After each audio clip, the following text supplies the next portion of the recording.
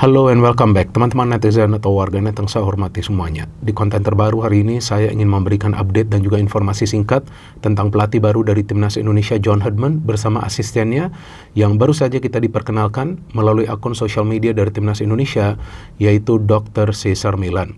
Seperti yang kita ketahui teman-teman, seharusnya John Herdman diperkenalkan kepada awak media dan juga tentunya kepada kita semua hari ini, tetapi karena memang dia tidak fit sehingga ditunda. Dan kemungkinan besar besok pagi pukul 9 atau pukul 10, John Herdman bersama dengan asistennya akan diperkenalkan kepada awak media dan tentu nanti akan ada juga sesi tanya jawab. Tapi bagi saya yang menarik adalah tentang asisten yang dipilih oleh John Herdman yang namanya adalah Dr. Cesar Millan. Karena seperti yang saya informasikan sebelumnya bahwa kemungkinan John Herdman akan membawa 2 orang asisten bersama dia. Dan sementara ini memang dia baru memilih 1 ya, artinya nanti kemungkinan akan ada 1 lagi yang merupakan tim analis atau yang memang lebih taktikal. Tapi Dr. Cesar Millan ini lebih ke strength and conditioning specialist.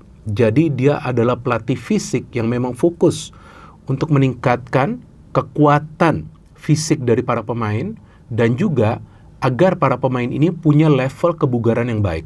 Artinya agar para pemain itu ketika bergabung dengan skuad Timnas Indonesia itu punya level kebugaran yang baik setelah mungkin mereka melakukan perjalanan yang jauh atau mungkin juga mereka tidak berada dalam kondisi 100% fit. Maka itu saya pikir tidak salah juga John Herdman memilih dia karena memang dia juga sukses bersama John Herdman ketika John Herdman melatih Timnas Kanada Putra dan juga dibawa pada saat John Herdman melatih Toronto FC.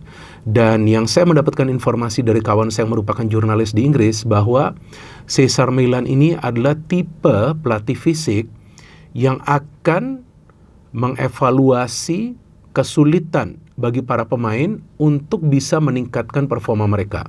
Artinya dia akan mengevaluasi setiap pemain dari Timnas Indonesia berdasarkan sport science. Jadi dia akan melakukan riset yang luar biasa menggunakan teknologi terbaru yang akan dia bawa dari Kanada, kabarnya sih seperti itu, untuk bisa melakukan evaluasi terhadap setiap pemain dari Timnas Indonesia dan coba untuk membenahi performa mereka. Karena kadang-kadang ada pemain yang tidak bisa bermain sesuai dengan harapan atau taktik dari pelatih karena memang punya kesulitan mungkin untuk sprint atau mungkin juga untuk shooting dengan power atau mungkin juga untuk melakukan heading atau pressing. Jadi itulah tugas dari Cesar Millan. Maka itu saya pikir selain juga John Herdman tentu sebagai pelatih kepala, Cesar Millan ini juga adalah salah satu figur yang penting nanti di tim kepelatihan dari Timnas Indonesia. Dan sesuai seperti yang saya jelaskan di konten-konten sebelumnya, bahwa memang John Herdman ini ingin setiap tim yang dia latih itu bermain dengan tempo tinggi. Tempo tinggi itu artinya di istilah sepak bola adalah high intensity. Jadi harus bermain dengan mengandalkan kecepatan memberikan passing dan juga kecepatan membuka ruang setelah mereka melepaskan passing. Jadi passing dan bergerak. Nah, itu tentu tidak akan mudah bagi para pemain timnas kita karena kalau kita perhatikan ketika dilatih oleh Shin Tae-yong dan juga oleh Patrick Kluivert, tidak selalu para pemain itu bermain dengan tempo tinggi. Ya kan, tergantung dari lawannya. Tapi John Herdman ini pelatih yang agak berbeda.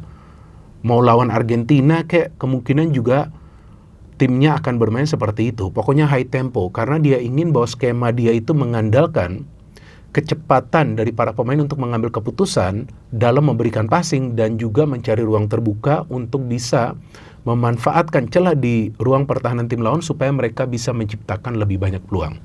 Maka itu jika teman-teman perhatikan permainan dari Kanada di Piala Dunia lalu, tahun 2022, Kanada itu walaupun tidak bisa lolos dari fase grup, tapi dari segi menciptakan peluang, mereka bisa menciptakan banyak peluang. Masalahnya adalah dari segi finishing.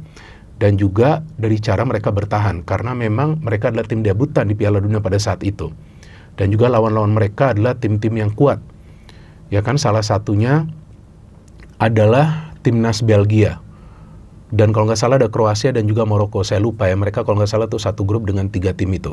Jadi memang tidak mudah bagi Kanada pada saat itu, tapi saya pikir untuk timnas Indonesia dia tidak akan merubah konsepnya terlalu banyak. Maka itu dia juga membawa Cesar Millan, artinya dia sangat yakin bahwa Dr. Cesar Millan ini bisa mengubah permainan dari timnas, bermain dengan tempo tinggi untuk bisa lebih banyak menciptakan peluang. dan tentunya finishing. Nah, maka itu kalau feeling saya nanti asisten kedua yang akan dia pilih adalah asisten yang lebih tactical base. Jadi lebih mementingkan bagaimana taktik yang nanti akan dipakai untuk melumpuhkan tim lawan, karena tentu asisten lainnya yang akan tactical base itu harus mempelajari permainan dari tim lawan yang akan dihadapi oleh timnas Indonesia. Tapi satu hal lagi yang perlu saya garis bawahi, bahwa John Herdman bukanlah pelatih kaleng-kalengan. Memang mungkin banyak yang berharap agar timnas Indonesia dilatih oleh nama besar. Ya, contohlah seperti Pep Guardiola, atau juga mungkin Jurgen Klopp, atau juga Zinedine Zidane. Tapi kan kita juga harus paham bahwa belum tentu sosok besar tersebut akan berminat untuk melatih timnas Indonesia. Jadi saya pikir meskipun yang dipilih oleh John Herdman itu bukan berarti kita kemudian berkecil hati, enggak. Karena yang dipilih adalah pelatih yang punya track record sukses membawa sebuah timnas yang sebelumnya tidak diperhitungkan tetapi menjadi tim yang disegani. Contoh Kanada itu bukan saja lolos ke Piala Dunia, tapi juga di berbagai event lainnya juga bermain baik. Bahkan setelah sebelumnya mereka sulit mengalahkan timnas Amerika Serikat, mereka bisa mengalahkan timnas Amerika Serikat dengan mengandalkan beberapa pemain yang sebetulnya baru saja melakukan debut mereka di level internasional. Jadi memang dia adalah pelatih yang akan mementingkan bagaimana performa tim itu bisa berjalan dengan baik dengan mengandalkan skemanya, dan juga tidak mementingkan pemain itu bermain di klub mana. Jadi dia akan lebih memilih pemain yang bisa mengikuti skemanya. Nah, dalam hal ini saya pikir nanti bisa juga akan ada beberapa pemain yang tersingkir, dan mungkin juga akan ada beberapa pemain baru yang dipanggil oleh John Herdman.